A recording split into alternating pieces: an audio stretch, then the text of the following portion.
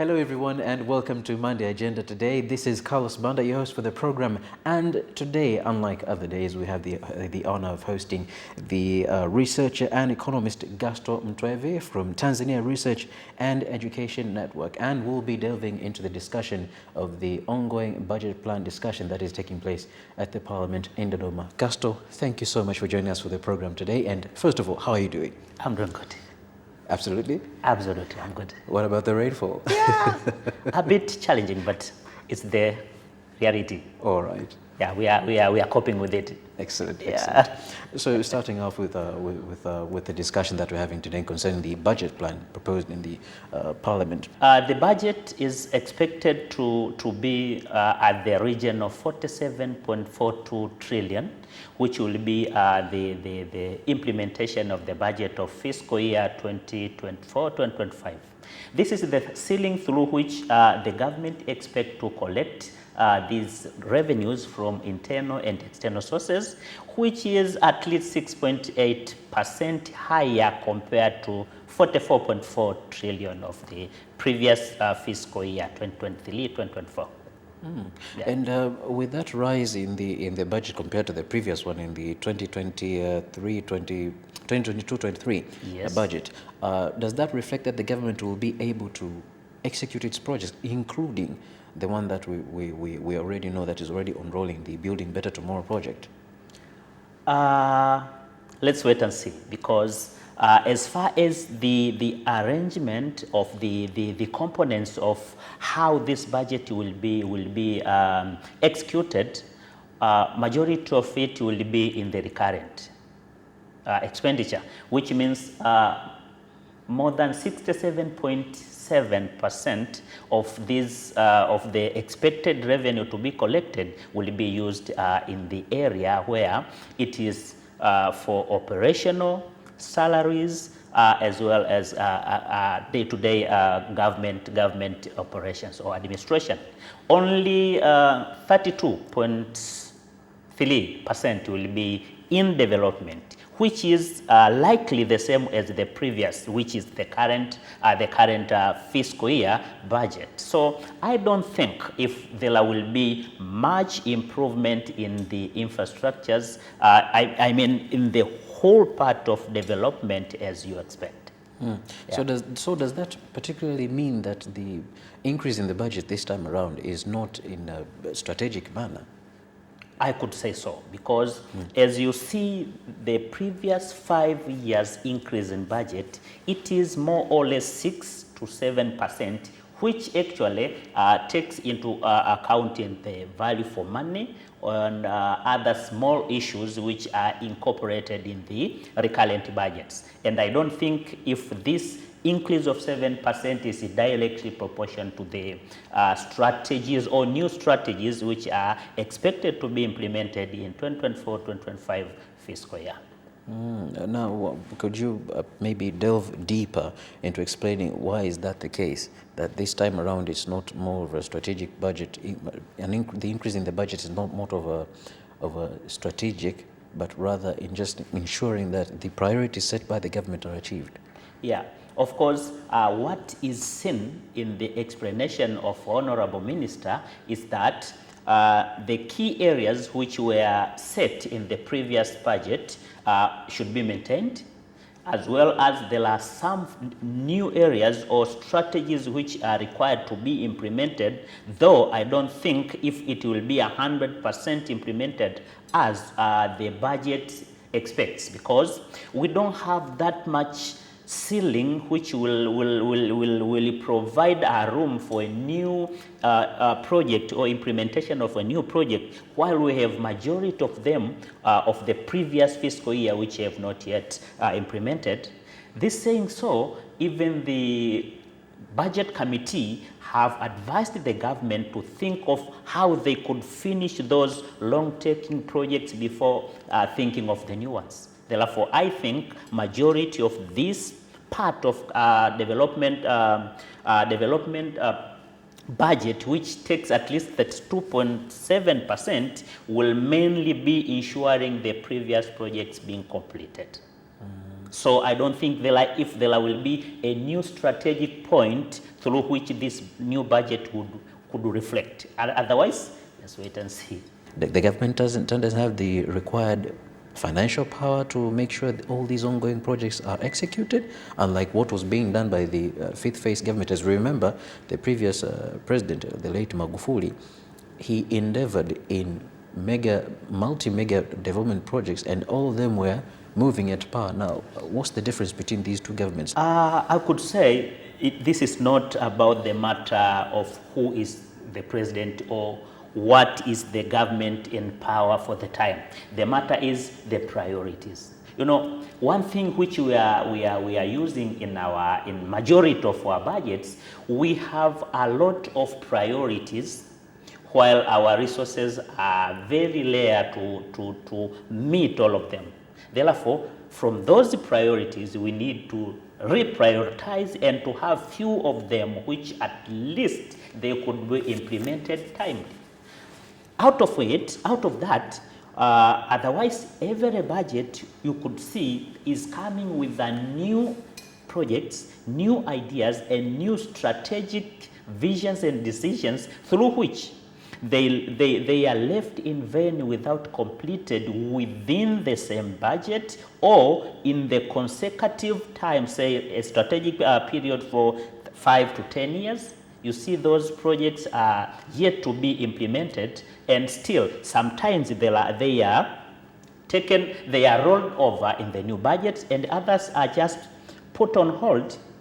For instance, sometimes we have the changes in priorities. Therefore, some implementation of projects could be taken in hold because they are no longer the priority of the given time. Therefore, I think maybe this budget has its own priorities compared to those of previous fiscal year. As a result of this, there are some of implementations we expect will be taken on hold so as to give away for these new ones. What's the difference between this budget, with this budget plan, vis-a-vis the previous one? I could say the financial inclusion of rural economy. You know, the previous one helped the informal sector through, say, the subsidies of, say, maybe subsidies in relation to the agricultural seeds and pesticides and all that, subsidies in terms of petrol and other fuels, and they left that informal sector not integrated to the economy of the country.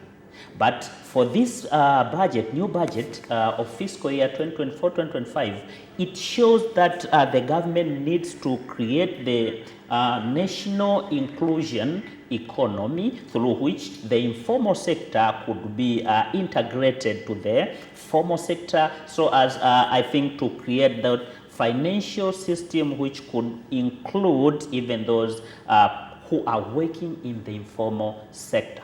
This will help because 65% of people are employed in agriculture, but the economic growth of people in this agricultural sector is not proportional to those who are working in other sectors in rural areas. So the informal sector inclusion could help the majority of people to earn or to improve their economy so as to be integrated in the national economy and improve the gross domestic product.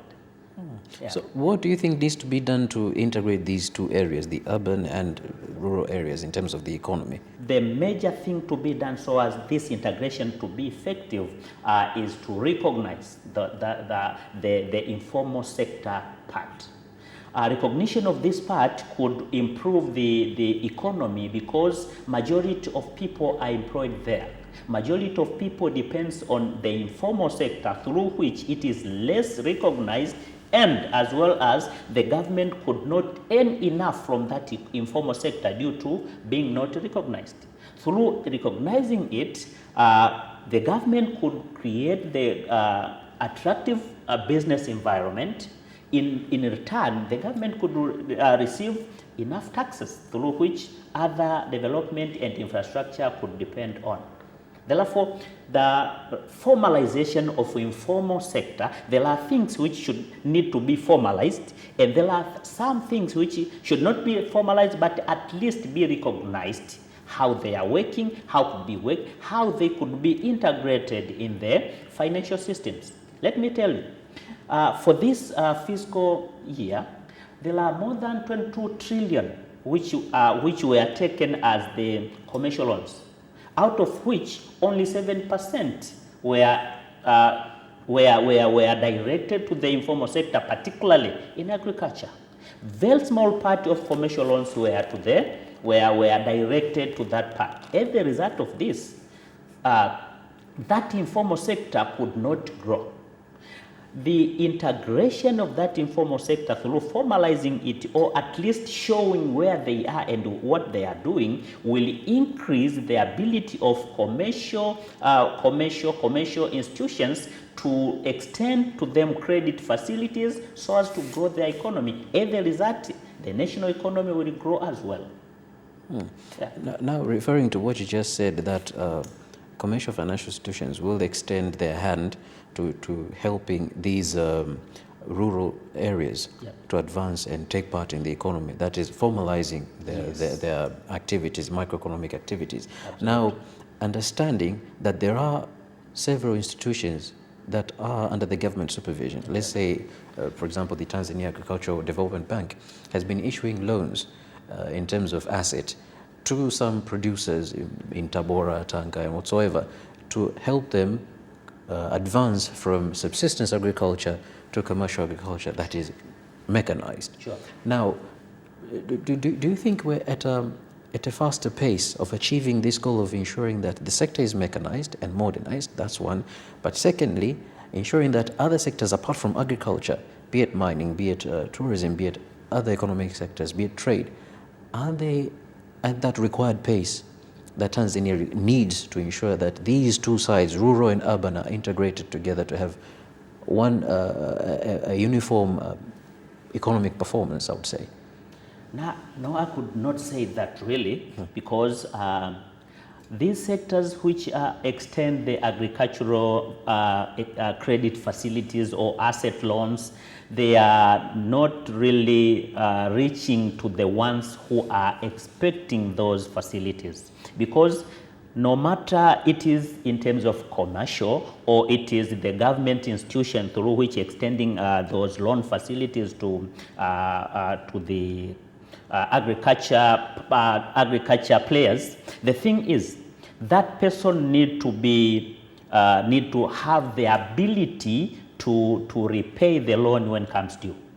That person need to be to have something through which the bank or the financial institution could take it as collateral.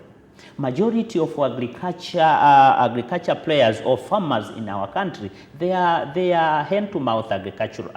They are working with the majority of them they are just they are subsistence producers. Subsistence producers. Yeah. Majority of them are subsistence producers who have nothing to show to these financial institutions through which the credit facilities could be extended. So, in order to make these financial inclusion to be effective to them, one thing which is important, first of all, to locate them and to create the environment through which these farmers could have the assets through which the government could use them as collateral. For instance, the government could decide to formalize their plots through which they are using in agricultural activities, so as those plots can be used as collaterals. Majority of farmers, they have no formal ownership of those plots, which is the key aspect through which the financial institutions require them to provide the collateral for the respective loans. Therefore, I think this through formalization of the ownership of those places through which they are using in their cultural activities, then they could have one step toward achieving the goal of financial inclusion, through which financial facilities should be could be extended to them in smooth and as per financial institution regulations requirement of the country. Now, with that being said, as you've properly explained it, does this budget plan that is being tabled, does it reflect exactly what you're saying, that this is the course that we need to take to have these partakers and players in the agricultural sector through the cooperatives having this kind of mechanism to ensure that they benefit from financial lenders? Is it so? Does it reflect in the budget? Yeah, according to the respective budget, it says so. But one thing we are not sure if it will be implemented accordingly. This is not 1 year budget progress. I think we need at least not less than 5 years to make this in line with the required vision. So I expected maybe this 2024-2025 fiscal year budget to reflect on how to locate and formalize these farmers. Then from there, how could we empower them so as to have the facilities which can be used for them to be extended with the credit facilities. Thereafter, the third year, then we could have been talking of how we could extend these facilities to majority of them. Therefore, I think if it is so, this year's, I think 2024-2025 year's budget, I think would first implement the location and formalization of these small farmers in entire country. Then the other stages should come from other budgets ahead. But will the government have the required time to do that? Because understanding next year we'll be having the local government elections. Sure. The other coming year, 2025, will be having the general election, where the government, the ruling party, will be challenged by other opposition parties. So, knowing that is coming ahead, and that the government is also preparing itself to remain in power, that's one. Yep. But certainly preparing itself to ensure whatever that has been jotted down in the manifesto is implemented, so that they can be able to convince the general Tanzanian public to vote for them again, to remain in office and implement the whatever they promised to the community. Do you think with this budget the government will be able to execute the goals, be it short-term or long-term, that they are aiming for? Implementation of the projects takes time. Implementation of party manifesto takes time too. Therefore, I think it is better to rely on one part which can be implemented in full, rather than taking all of them and all of them will be partly implemented. Going back to the voters or to the general public as part of the campaigns of the expected coming general election, it would rather be better you tell them, we expected to do 1, 2, 3, but we've done this is complete and this complete. As you re-elect us, then we will take from here, finishing 4 and 5. Rather than taking all 5 of them and none of these would be completed, you have nothing to show to your voters or to the public at large. Therefore, it will be worse than taking one bite at a time. Ladies and gentlemen, this is the Monday Agenda, and as I introduced earlier, that we'll be discussing on the budget plan tabled in the government for discussion with researcher and economist Gasto Mtweve from Turnet. Mr. Gasto, yep. As you've properly highlighted, now moving forward, in terms of human capital, yep. What are your comments concerning what the budget plan actually says in terms of human capital development, in terms of the education sector? Is it in a manner of which will help Tanzania advance forward? Because we know progress without human capital development is but a dream. But if we have the required human capital who are well educated, well trained, who are creative, we'll be able to compete with other countries within the East African community, but the world at large. So in your perspective, what do you, what are your views concerning the budget plan when it comes to human capital development? The budget highlighted some areas through which the human capital development will be implemented through the respective budget. One of the key areas the minister have highlighted on the improvement of education and the training with inclusion of the use of technology.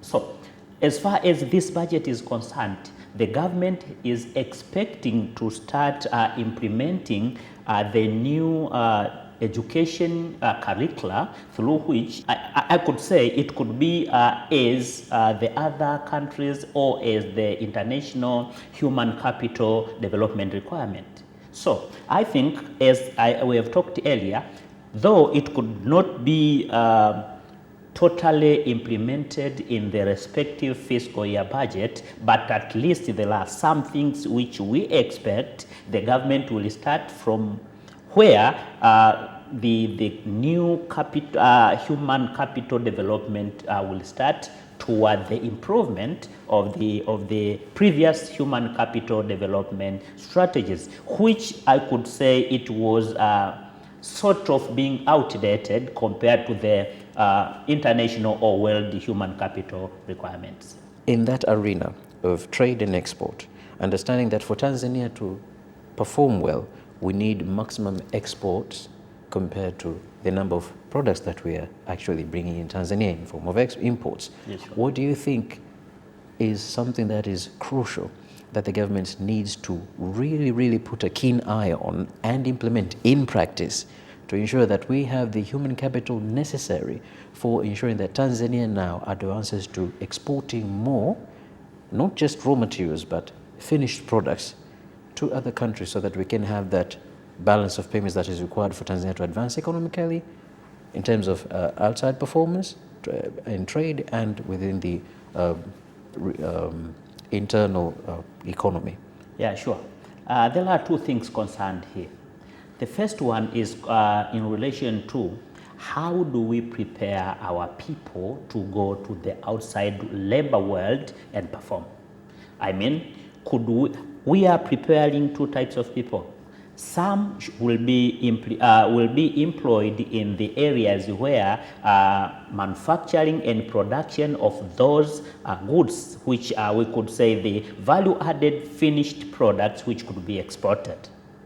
This is the first group, I mean the group of employment. And the other group we are preparing is the people who could employ themselves to create those value-added goods. Therefore, this budget, as far as labor is concerned, I think the budget need to be thinking of how could we prepare the people with the required skills so as to effectively prepare or manufacture those goods in those industries in the first place. In the second place, how could we prepare the people with entrepreneurial mind and skills through which they could design and think of things which could be produced, manufactured in here in Tanzania so as to be exported. So these two things, all of them depends on the education system. How could we prepare these people? But in majority of cases, in previous education system and curriculum, majority of people were being prepared to be employed.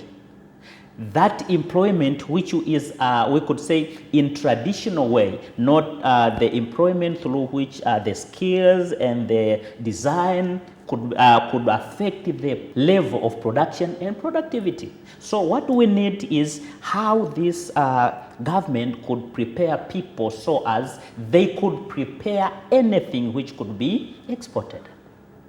Therefore, it is a thing of interaction between the curricula and the environment of business itself. Is this curricula expected to be introduced? Could it be integrated with the business environment, production environment through which these people produce from this curricula, will they be able to prepare the quality goods, quality finished goods, which can be, could have the markets outside? That is the matter. We understand that we have already several industrial parks that have been established. Yes. Even the last 2 months, we had a delegation of close to 100 Sure. Chinese yeah. yes, investors who came and went to visit the Kuala Industrial Park in Kibaha. Yeah, sure. Yes. Now, understanding that project has a potential of creating more than 100,000 jobs. Yeah, sure. Are we really at par with the pace that we are going to benefit from that industrial park once it becomes operational? This comes to the question of the curricula. As far as 100,000 jobs are concerned, the question is not the readiness. The question is the skills, the skill set, the skill set of this labor we are talking about. You know, the preparation of the human capital in previous curricula were based on the knowledge-based preparation, not skill-based. But these industries you are talking about, they don't think of certificates anymore. They are thinking of skill set through which this person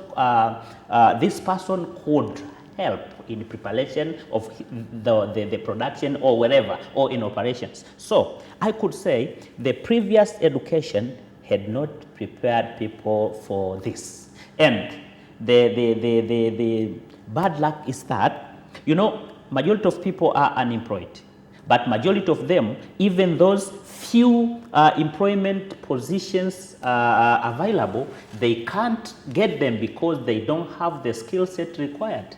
So the matter is not unemployment. The matter is employability of this human capital management, right? So I could say this new curriculum we are expecting to start using could think of these industrial areas of 20, 30, 50 years to come.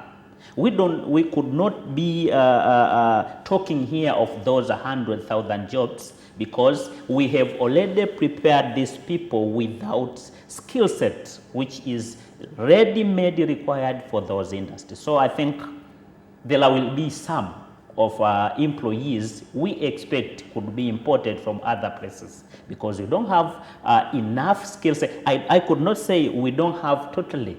At least we have few of them, but majority of them I think will be occupied by other people outside the country. We understand that we have been taking loans from other development stakeholders to finance development projects, to finance the government's execution of other projects that are directly impacting the community, the general public. Now, understanding that with the growth of the national debt, it becomes a heavy burden, and that can actually deter any efforts that are garnered to ensure the country moves forward. Now, what will be the impact of the national debt to the country with reference to this national budget plan that is being tabled for discussion? What does it reflect in terms of the national budget, national debt?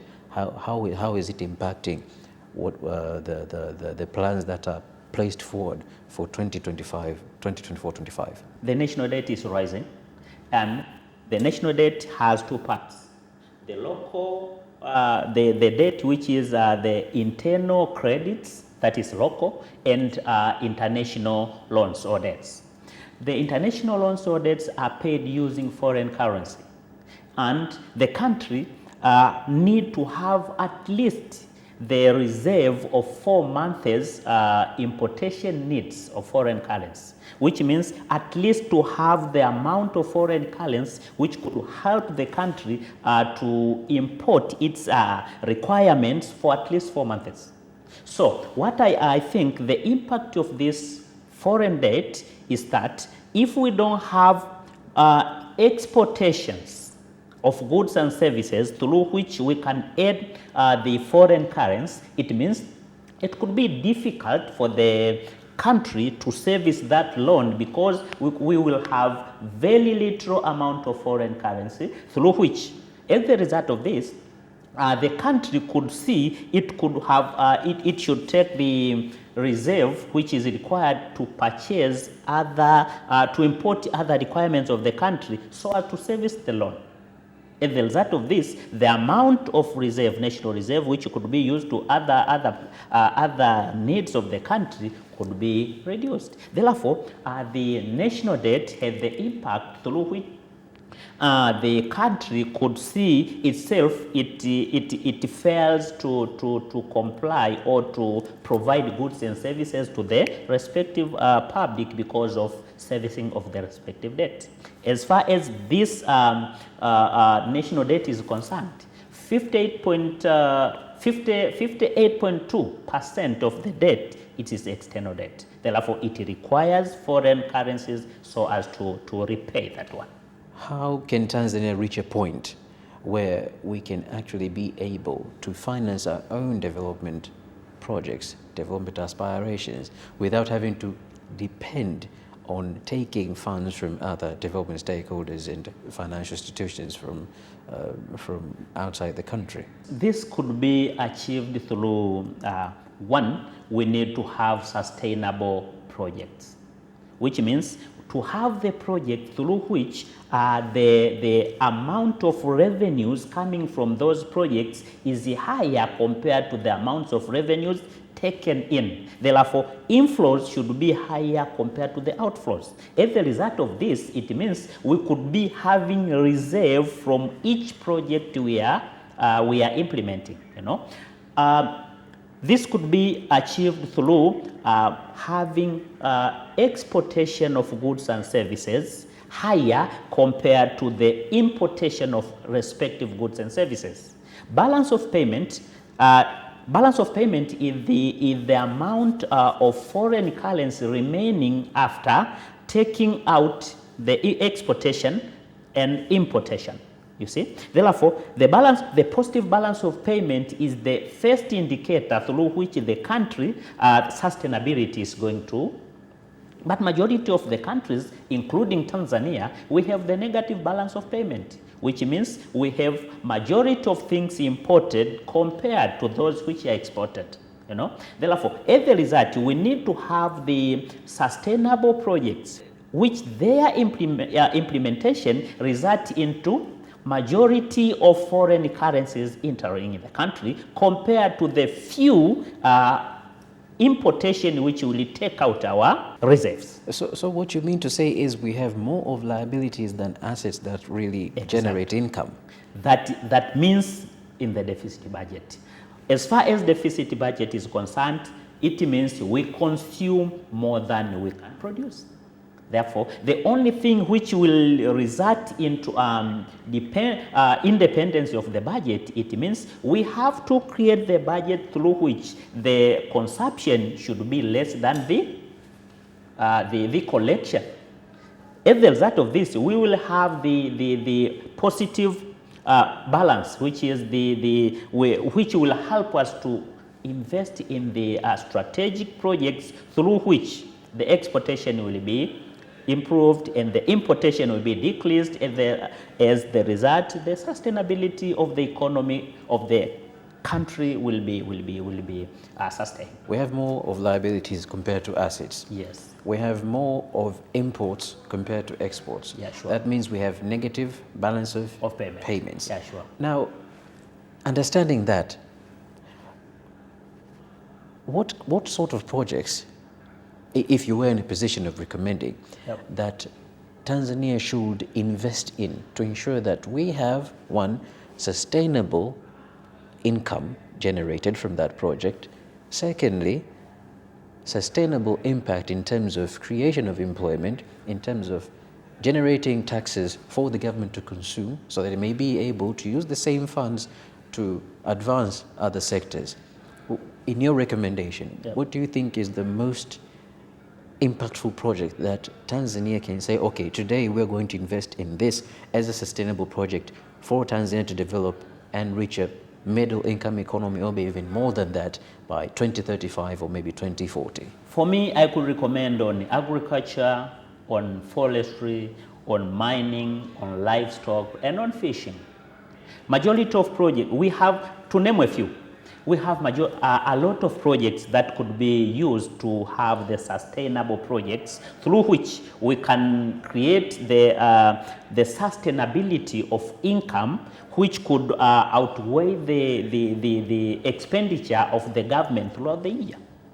As we have talked earlier, 65.1% of people are employed in agriculture. So it means if we utilize fully this employment structure, more than a half of people could be sustained in their areas. The more the people are sustained in their areas, the more the government is sustained, because those sustained people, they will be contributing to a tax and other contributions. Therefore, if the agriculture infrastructure is integrated enough, and other areas such as forestry, fishing, mining, it means the sources of income from those areas would be higher compared to the current. Majority of people in those sectors are not paying taxes because they've even not located what they are doing. Having these small farmers could add nothing on the GDP of the country, because they are contributing very small part of the GDP, despite of having 65.1% of people employed in that sector. What will be your call to the government, economists, and also the public? Because this budget plan that is being tabled for discussion in the Parliament will actually impact us all around 360. What will be your advice and your comments to the public and to the government as well when it comes to ensuring that this budget plan adheres to the requirements of the public, but also qualifies to help the government achieve its goals? My call could be everyone should be responsible at his or her part. Should be the policymakers, the government, the development partners, we public at large, everyone should adhere to the responsibilities and requirements. How could he or she play part on the respective sustainable development projects? If you are the taxpayer, you have to pay your taxes respectively. If you are decision maker, policy maker, you need to make the policies which includes all groups, no matter how disadvantaged or locally placed they are. As far as the budget committee is concerned, they have suggested to the budget, to the government, that the budget, every budget which is prepared should think of all the groups, no matter how far they are from the decision makers or from the rural areas. It means the budget should be inclusive no matter where the person is. Thank you for that keynote. Ladies and gentlemen, this is the Monday Agenda, and we had the honor of hosting Gasto Mtweve, the researcher and economist from the Tanzania Research and Education Network. That is all from me. Keep watching Capital TV. Until next time, goodbye.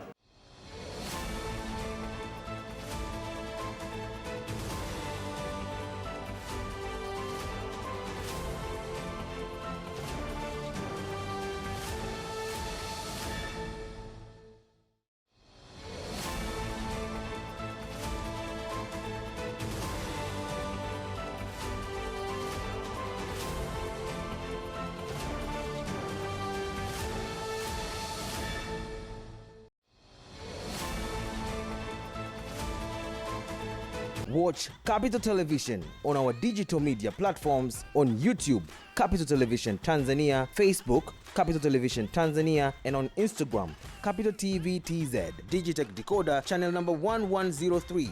Capital Television, your channel of choice.